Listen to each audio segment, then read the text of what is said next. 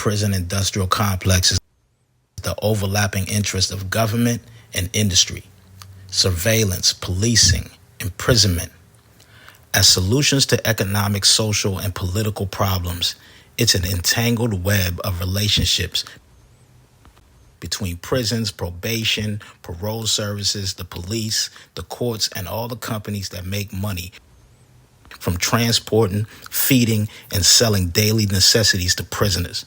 Years ago, private prisons and government agencies saw prison growth and a spike in crime as business opportunity instead of social problems.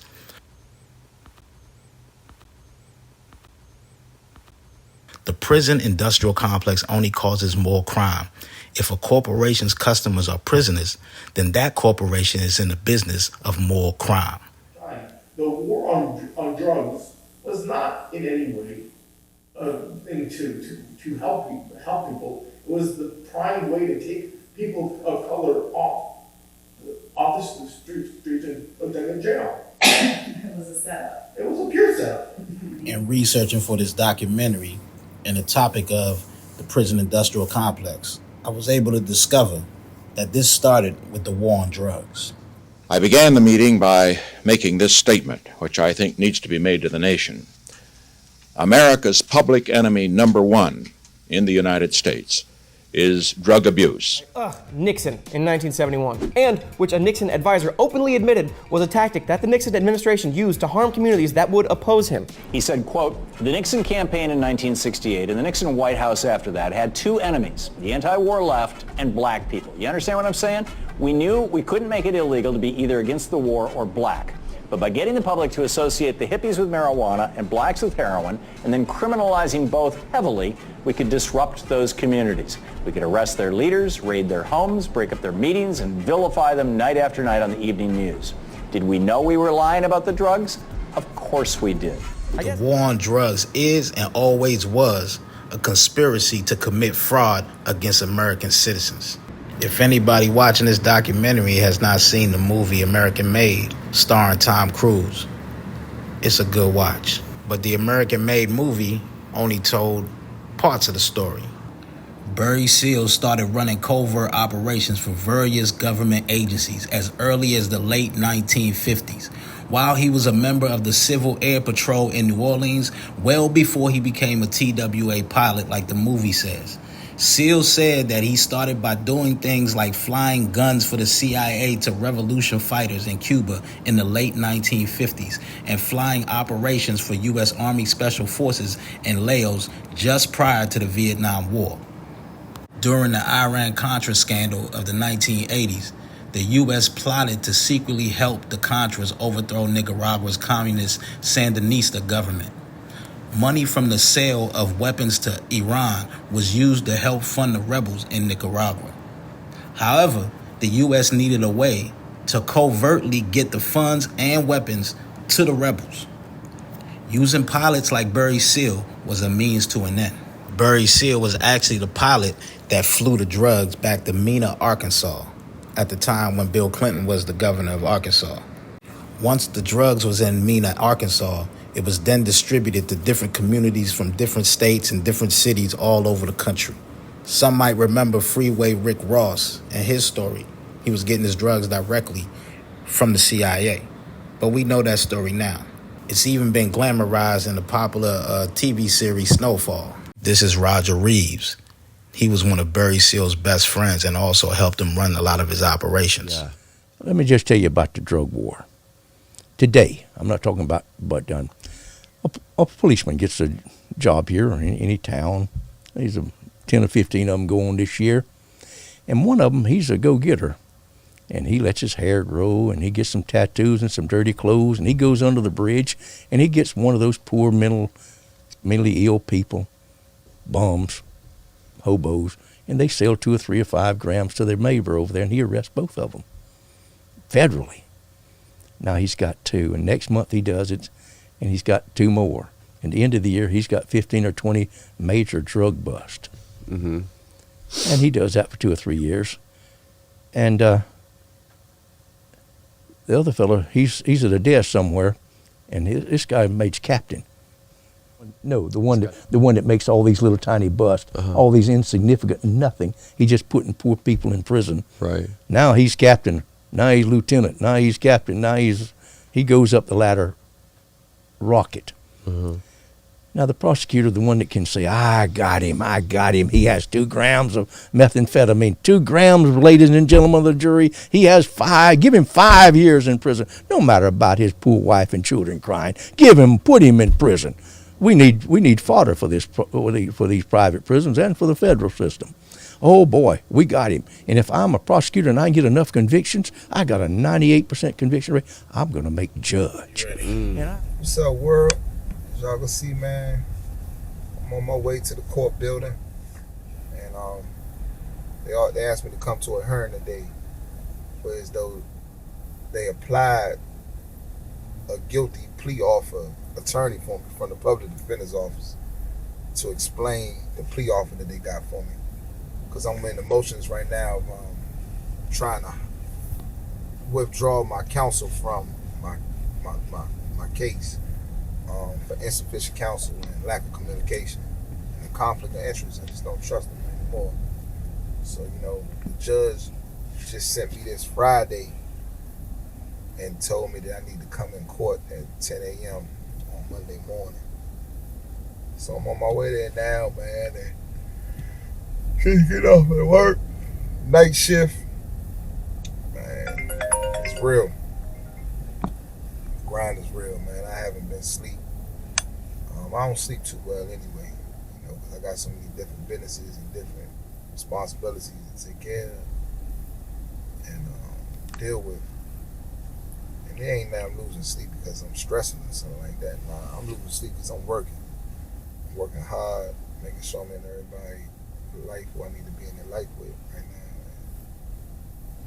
now. Man. Taking a day at a time, man. I'm staying consistent and staying busy with it. Running 3 companies and also having a job and also having 8 kids at the same time and a fiance. It ain't easy, man. I'm going ahead now, man, for some type of plea offer or something, man. We had the federal court building, the D.C. District Court, the highest court you can have. This is real, man. I'm walking in here now. When I come back outside, I'll tell y'all the results. That's all I can say. What's up, world?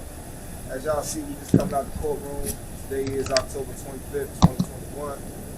The judge just granted me the withdrawal counsel of the previous counsel she appointed me, which is a win for us because I tried to do that last time with the motions and she told me no, she denied it. So today they actually took that appointed counsel off, gave me another appointed counsel. However, though, they said I can hire my other lawyer. I just don't have him down here with me now, but I had to get the withdrawals down first before I can get the $60,000 lawyer, man. So, I appreciate everybody. Continue to be legendary. We out here, man. My daughter made it out here. She out here with us. You know what I'm saying? Support and all that good stuff. And my nephew was and your brother. And my brother, he over there. He ain't even in the camera, but he's still here. And thank y'all, man. What's up, world? I'm here today, man, to make sure that I put this footage together on here for y'all to see what true friendship, true brotherhood, and true real nigga shit do, man. Family, all that. It's my brother right here, Lil Randy. I know y'all know him. Y'all see me with him all the time, the ones that do know us. You know what I'm saying? From all the things we have done in our past and all the things that we do now currently. That's good, you know what I mean? But he definitely did a good lookout today.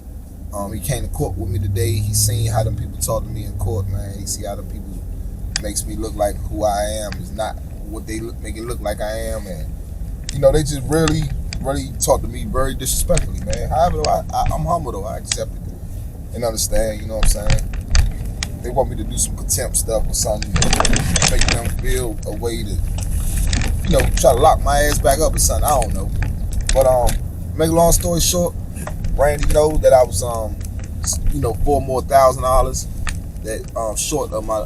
He can tell y'all better than I can. I don't want to, spill. All right, so look, right? My brother calls me. He say, man, I need to get this lawyer. I'm a little short. I say, man, I really don't have it, but, it's my brother. You know what I'm saying? And am I my brother's keeper? Yes, I am, because we family. They don't do me like G Money though. Yeah, Nah. go ahead though. But I mean, you know what I'm saying? I'm my brother's keeper and my sister's keeper. So, you know what I'm saying? My brother's been going through some wild times in life, man. Like, he made some mistakes when he was a kid, and it's coming back to haunt him now. So, I mean, the thing is to let people know that how you start the race don't necessarily mean that's the way that you're going to end the race. We started off as young because of our environment, and our environment put us in predicaments and situations where we had to do what we had to do to earn an income. So, I mean, we made some mistakes in our past, and right now what happened was, after my brother has paid his debt to society through all of this time, he went to jail and did his time for all of the dumb stuff that he did when he was younger. So just by him now just being affiliated with a criminal, the judicial system is trying to put him in jail because he knows somebody that committed a crime. And Allegedly. They don't even know if he even committed a crime. Yeah, you gotta make sure you say that. So it's like allegedly, it's like lies, rumors they just made up, and he physically did not do anything that they saying that he did. And so he reached out to me, he said, "Little bruh, man, hey, look, man, I need some money." So I said, "All right, man, you've been doing the right thing in God's eyes, in Jesus' name." So when you do the right thing in life, God rewards you. So you don't necessarily have to.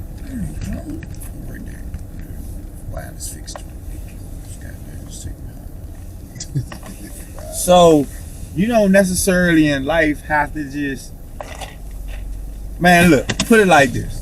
The man messed up. They trying to hit him for some stuff that he ain't do.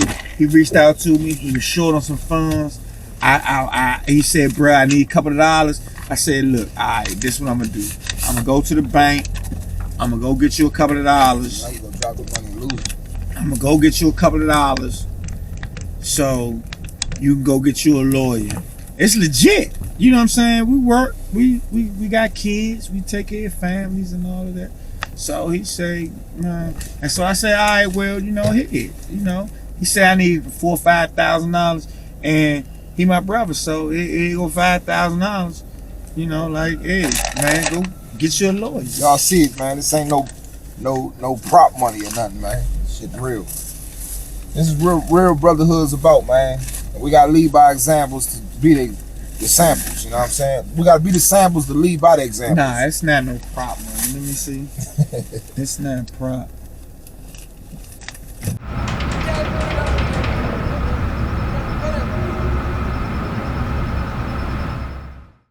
Meet Dave Schrank and Courtney Skinner.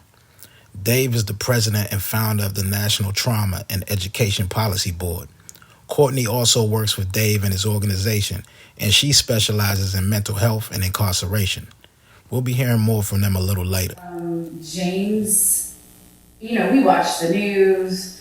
I obviously Google search a lot.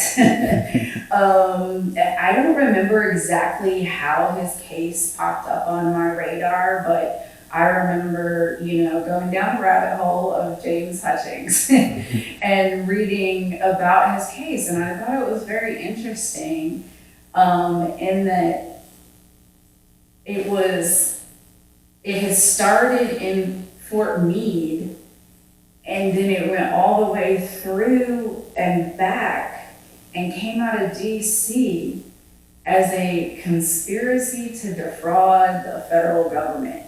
The modern elements of conspiracy are 1. An agreement. 2. Between 2 or more people. 3. That is entered into for the purpose of committing a crime. 4. An overt act is made in furtherance of the conspiracy. An agreement is the most important part of conspiracy. In some jurisdictions, to be charged with conspiracy, all that is required is to form an agreement to commit a crime. The agreement does not need to be formal or an in-depth plan, and its existence can be inferred from the circumstances. This agreement can allow the courts to find a conspiracy from the circumstances surrounding the completed crime, even if there is no evidence of actual verbalization or paper trail of the plot. Even if the underlying goal of the agreement cannot be accomplished because it is physically impossible, the defendants can still be charged with conspiracy. Time a person is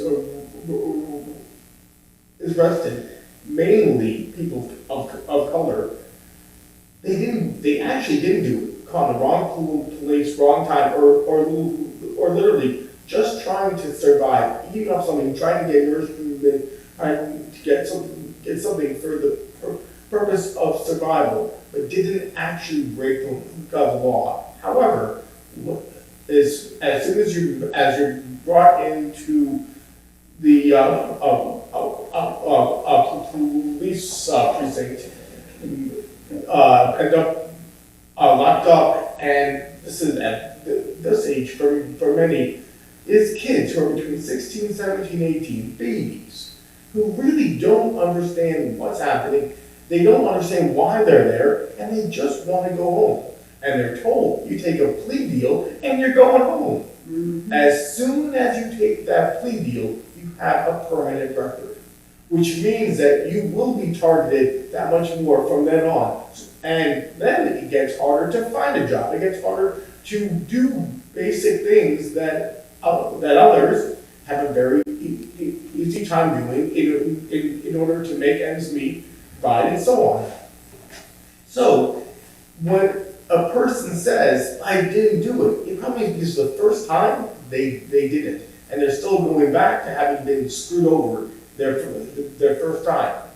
That being said, when looking at the amount of cases that come up, we know that so many are targeted and aren't getting a fair shot. So I happen to just like Courtney see Incarcerated Lives Matter on Facebook, and reached out to the person who was ahead of it, which happened to be Mr. Hutchings. As I'm reaching out to him, I'm telling Courtney, I just found this guy. This looks really interesting. This is a clip from DOC TV 813 when he interviewed public defender Shayna from Florida. Listen to what she had to say. And also go check out his channel on YouTube. Have you seen people in the federal system where you feel like they got railroaded? Like whether it be proper representation, the sentence was crazy long for the crime. You know, my blanket answer to that is going to be that the way that a lot of the laws are written and set up, and I'll say mainly conspiracy charges. Yeah, because they don't even need to catch you with anything. No. That's crazy. No, you just need to be associated with the whole scheme. That's it. You know, and there's such I've seen a couple of people go to trial, and it's just the saddest thing, because here's kind of a misconception that I see in a lot of clients. I'll hear the lawyer tell them over and over again, like, you know, and we'll go through the story like, okay, this is what they're going to set you up to look like. And they're like, just let me tell my story and convince them. And then we're like, okay, but even if you tell your story and try to convince them, the statute says, you know, this. Right. Says this, and this is what the judge is going to instruct them on to get a conviction or whatever, or, you know, not guilty, right? Right. And it's for some reason with a lot of people that just want to tell their story, they have this disconnect with how the laws are written, and make a choice to go to trial when really it's just a slow guilty plea. Yeah, they're kind of like they're set up to lose it even when they start it type deal. Right. And I really feel for them, and it's like really hard conversations to have with them, with the clients, like, hey, you know, because of course the penalties are, the guidelines become higher if you go to trial and you lose. You know, in the federal guidelines, there's acceptance of responsibility depending on the base level offense. You get 2 levels or 3 levels off. If it's 6 higher levels, you get 3 levels off for acceptance of responsibility for your plea. So already built into the system is an incentive to plead guilty. Now we return back to James, as he's still trying to round up the money to pay for the lawyer since he got rid of his public defender.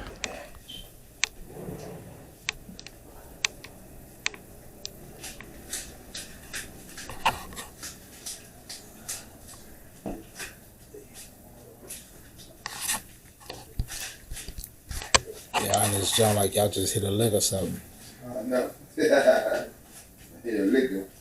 A legit money. Yeah. Gotta get this lawyer money up. Deadline is tomorrow, 9:30 a.m. to hire me a super lawyer, which will run me about $40,000, but they need $25,000 up front. Grinding this money up with help of friends, family, and also my own personal grind. I got like $100 in my pocket now. Well, we get it right back. This is how it works, man. We'll be hiring this lawyer tomorrow. But I gotta call one of my men because it's $430 short. It's always Sunday. Hey y'all, we about to go get this lawyer, man. Hopefully everything goes well. Back at the Holway House with the IMF team after a disappointing day trying to get a lawyer for James. But James is not discouraged. We're looking forward to eating this meal and enjoying ourselves like we always do. God bless the food, man. You know how we do. God bless the food. I know, right? We got greens. We got chicken. Jada wants you. We got the man about to bake the cake. Please, I'm about to hang up. Man, we doing it big here, man.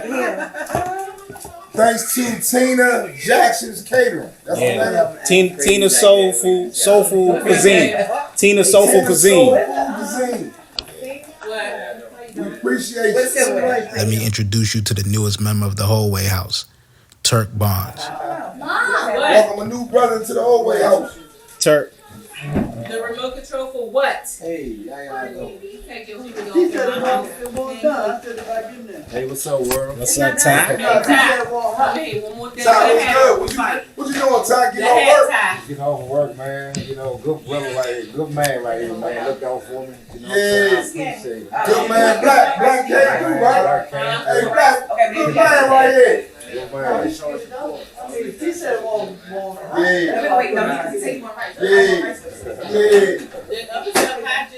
Put the rice, put it over top of the rice. I mean, put the rice down first. Right here. New guy to y'all, old guy to me. We go back 30 years. 30 years.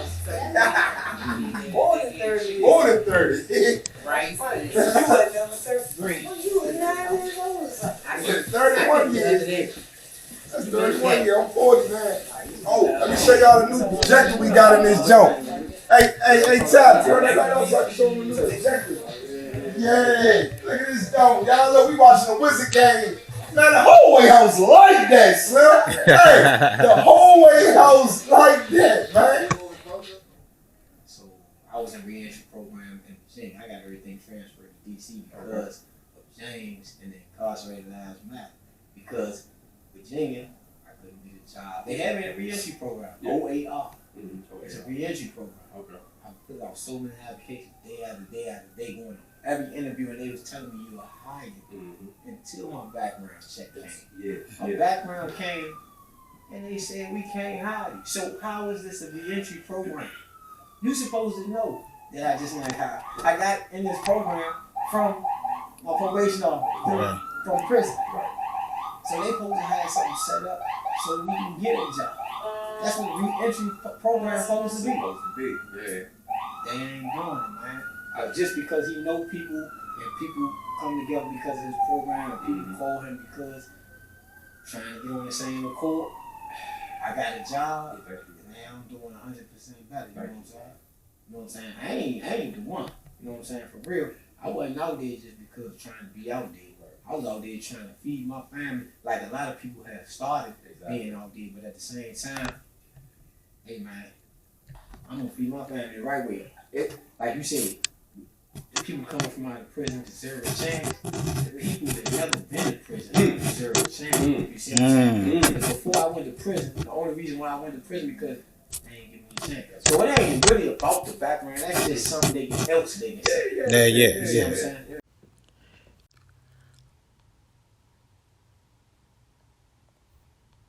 It's Jacob's birthday, James's son. So the family's taking him out for some fun times. How would you turn it up?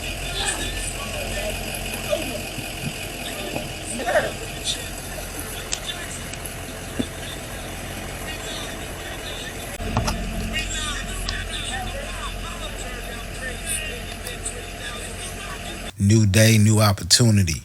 So we back around here by the Holway House on Good Hope Road as there's a block party going on, held by Presto and some other brothers from the community. This is no slide zones out here, you know what I'm saying? Traverse City neighborhood. Giving out food, you know what I'm saying? So shout out to Cousin Wayne, my man Johnson from the one zone, and Presto, you know, we from around here. We just doing something for the neighborhood. We'll be back out here Sunday, and then we'll be right here on Thanksgiving, giving everything out. Turkey, mac and cheese. My sister cooking it too. So okay. That's what it is. Alright. Yo, the struggle is real. What's up, world? As y'all gonna see, man, you know, we here to pay the rent for the Holway House. Special shout out to Incarcerated, Males and Females Transportation LLC, also ILM, which is Incarcerated Lives Matter, Sportsbook Consulting Group LLC. That's our sponsors. They make sure we pay our rent every month, and also the people that participate in the $2 Tuesdays, people that participate in donating clothes. You know, Incarcerated Males and Females Incorporated, man, we appreciate all y'all, man. Y'all making sure that we pay this rent every month. This shit real. This shit, you know, I ain't one of them dudes to be showing money and shit on no motherfucking camera or nothing, but I think this need to be said, man. This is our 5th month going into paying our own rent without no grant money, no help, no nobody giving us a loan or a donation that's well of enough, you know, to pay this Holway House rent. Because what we do is we give these guys coming home a whole opportunity back to society, man, which the halfway house would never do. So y'all make sure y'all continue to follow this movement, man, and follow this motherfucking plan that God got us on. And participate, man. Donate something, man. You know what I'm saying? This shit real. This real money. This ain't no ones, no fives, no tens. It's 20s, 50s, and 100s. So y'all see what the rent is. But yeah, man, I am the CEO, founder, James Hutchings. And just want to let y'all know this, man. About to go ahead and get this cashier's check, man, pay this rent. Appreciate y'all. Gone. One of the best kept secrets, in my opinion, of the DC, DMV area is the entrepreneurship that goes on. There's a lot of homegrown businesses that come up, from clothing lines to you name it. And James never hesitated to support our homegrown businesses. Tell the people where we at. Oh, I'm so DC all the time. Honey, come on over, boo-boo. Gotta get you in here too. Yeah, we gotta plug it. They got to pay for the documentary, but he got a little free blicker real quick. Y'all see, man, over here, I'm so DC, man, picking up my material, my pearl, I would say. You know what I'm saying? From a good man, Sean, and also I'm so DC whole crew, the whole staff and everything, man. They always treat me well. You know what I'm saying? So I'm here, gotta put up on this documentary that y'all know about it, man. This Mr. Sean right here. That's Mr. Francis Hall. I'm so DC. Tell them the location. We're at 4303 Rhode Island Avenue, Suite 312 in Brentwood, Maryland. This is considered the Gateway Arts District. Washington, D.C. You already know. Good man right here, baby. Good man. Yes. Look at this, man. Great material, man. Look at this, man. This, can't beat it, man. Hold it up again. Show me the back of the jump. Open the jump, turn, show me the back. This is what he's doing. Incarcerated lives matter. Official. Man. Man. That's it. That's bad right there. That's it. You get your 1,000 jump now. Yeah. I'm still promoting that. 1,000. No, he need 1,000. That's 1,000. That's it.